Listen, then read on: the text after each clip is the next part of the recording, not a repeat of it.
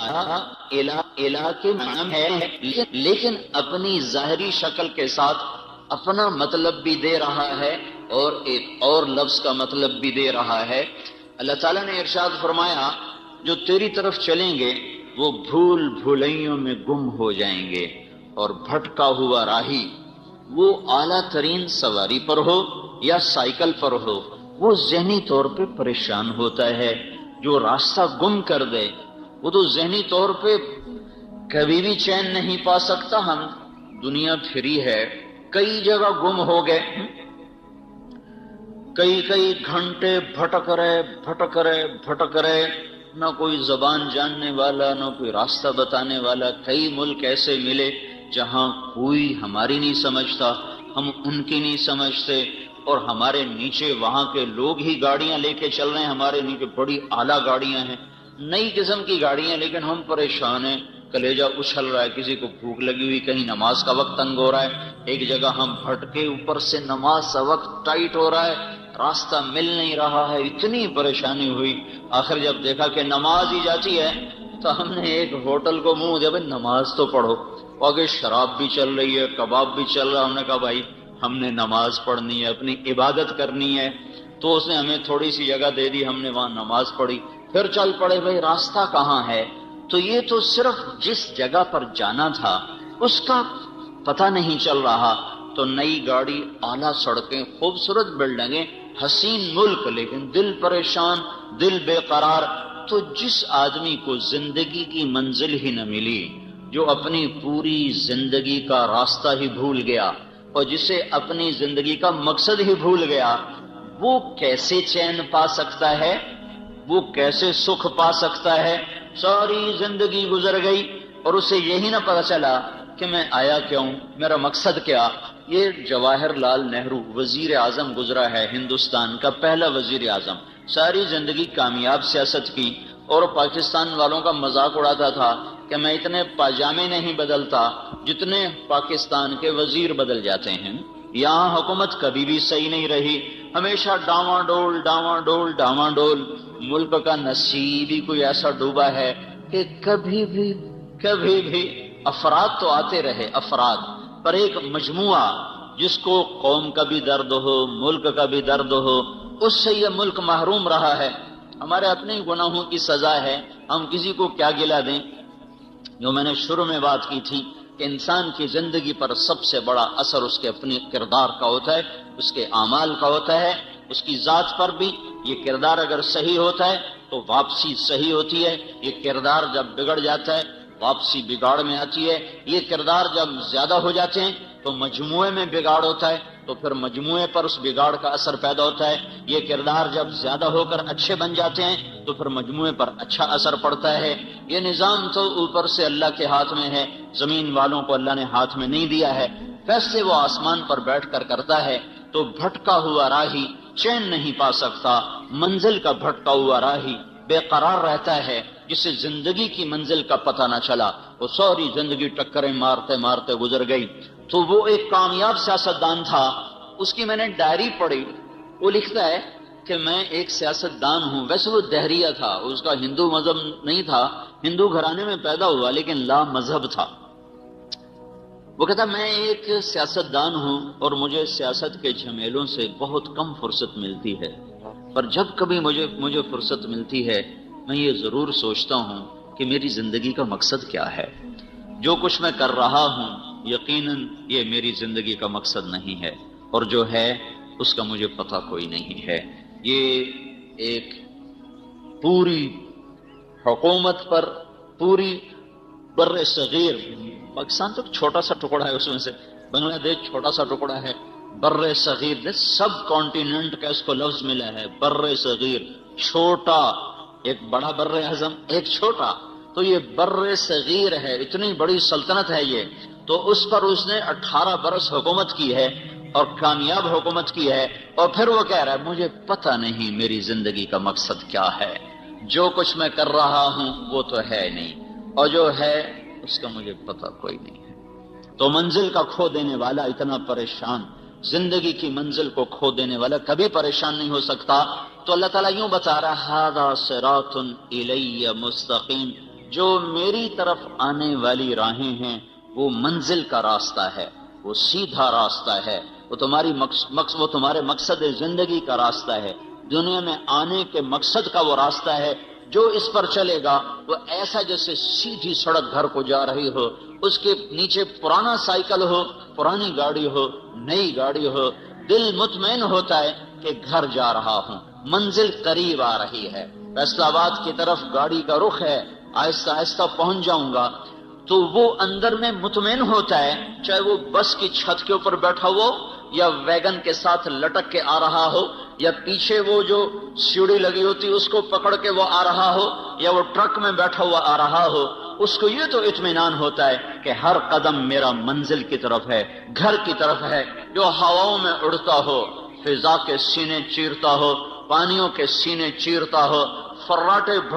بھرتی ہوئی گاڑیاں ہوں اور جھنڈے لہرا رہے ہوں، آگے پیچھے ہٹو بچو کے شور ہوں، لیکن اسے یہ پتہ نہ ہو کہ میری منزل کیا ہے، میرا راستہ کیا ہے، اس کا اندر کبھی بھی چین نہیں پا سکتا۔ تو اللہ تعالیٰ یہ فرما رہا ھذا صراط الی مستقیم، وہ لوگ جو شیطان تجھے چھوڑ دیں گے اور میرے پیچھے چلیں گے، جو تیری نہیں مانیں گے، جو میری مان کے چلیں گے، تو جو تجھے معبود نہیں بنائیں گے۔ افرأیت من اتخذ الہہ ہوا،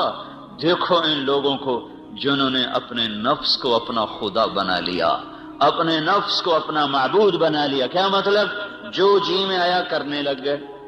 جس کا جی نہیں کیا اس کو چھوڑ دیا، جس کا جی کیا اس کو کرنے لگ گئے۔ اللہ نے روکا ہے، کوئی مطلب نہیں ہے اس سے، اللہ نے کہا ہے، کوئی غرض نہیں ہے اس سے، کرنے نہ کرنے کا معیار اپنا دل بنایا، اور دل پر شیطان کا قبضہ ہوتا ہے، تو جو اپنی مانتا ہے وہ اصل میں شیطان کی مانتا ہے۔ تو جو لوگ شیطان کی ماننے والے ہیں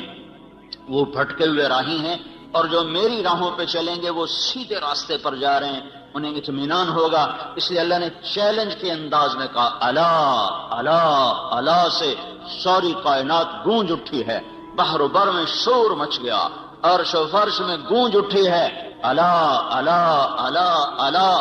اتنا طاقتور لفظ جیسے کوئی گھڑیال پر مارتا ہو زور سے ہتھوڑا اور پورا شہر گونج اٹھے،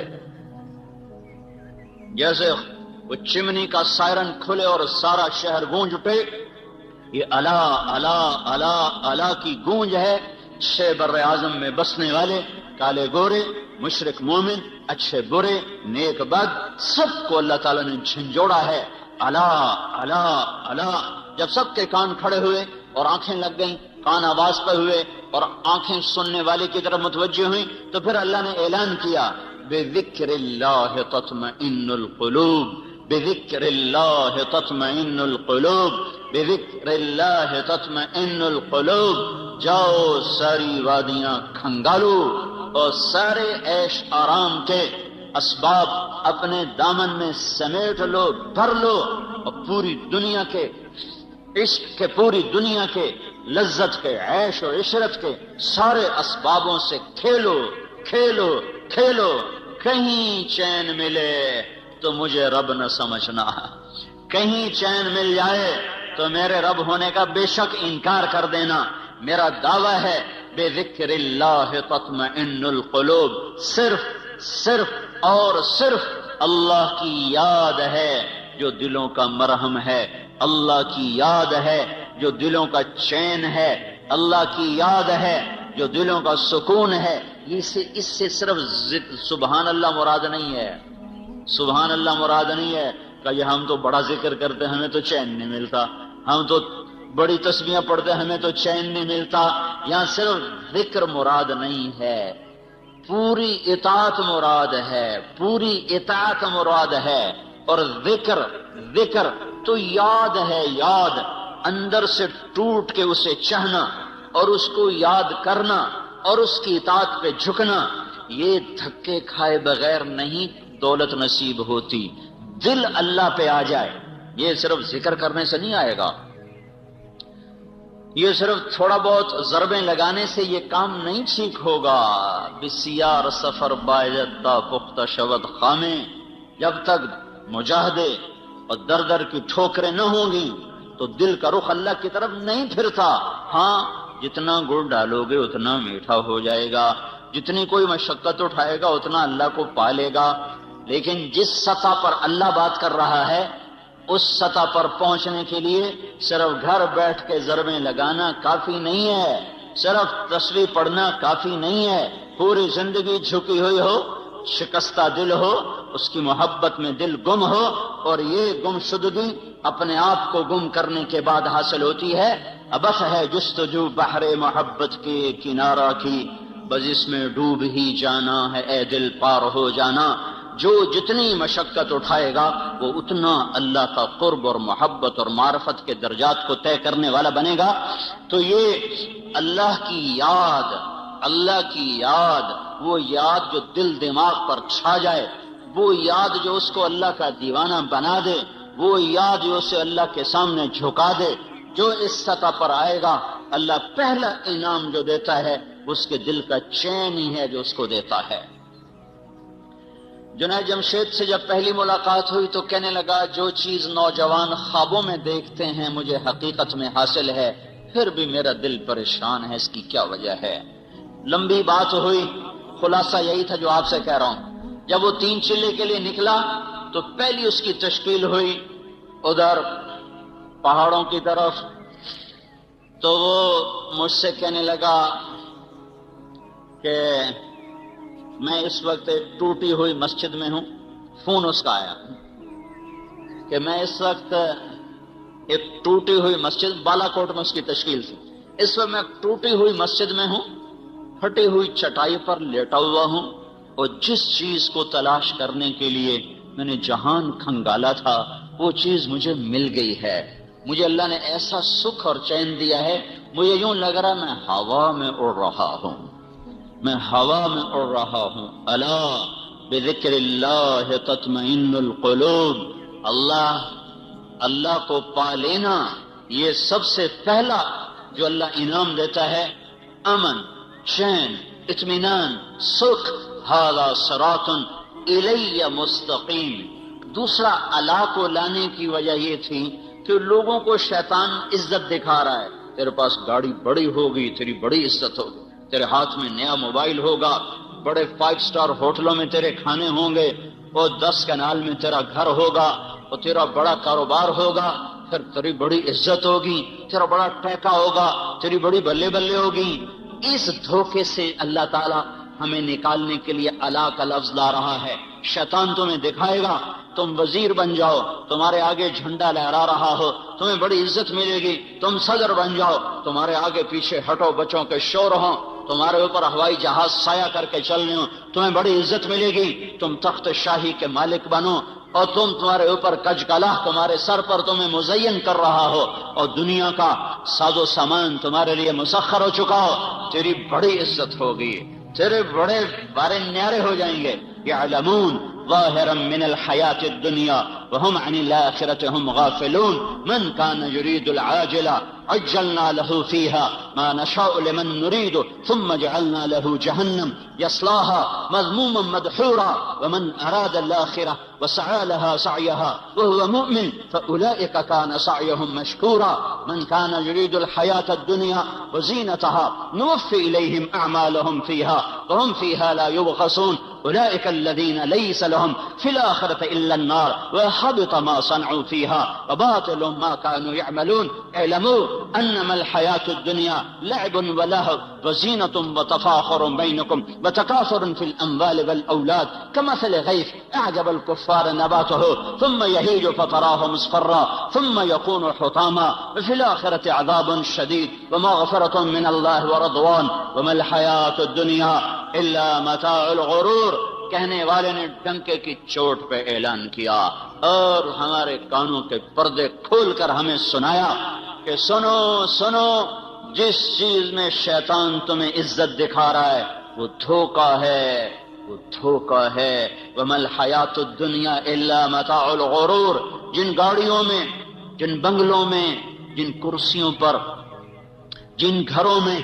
جس تجارت میں، جس زراعت میں، جس منصب پر، جس کرسی پر شیطان تمہیں عزت دکھا رہا ہے وہ عزت نہیں ہے، عزت نہیں ہے، عزت نہیں ہے، وہ دھوکہ ہے، وہ دھوکہ ہے، وہ دھوکہ ہے۔ یہ وہ ہے کسراب بقیہ یحسبہ الظمآن ماء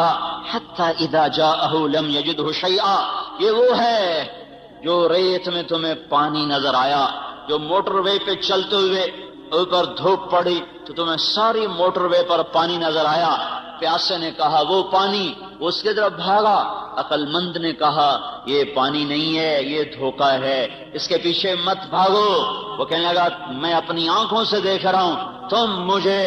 عزتوں سے روکنا چاہتے ہو، تم نہیں چاہتے ہو کہ مجھے عزت ملے، تم نہیں چاہتے ہو مجھے کامیابیاں ملیں، میں آنکھوں سے دیکھ رہا ہوں، میں اسے کیسے جھٹلاؤں؟ وہ کہتا بھائی تیری آنکھیں بھی دھوکہ کھا رہی ہیں، تیری آنکھیں بھی فریب کھا رہی ہیں، وہ یہ پانی نہیں ہے، نہیں ہے، نہیں ہے،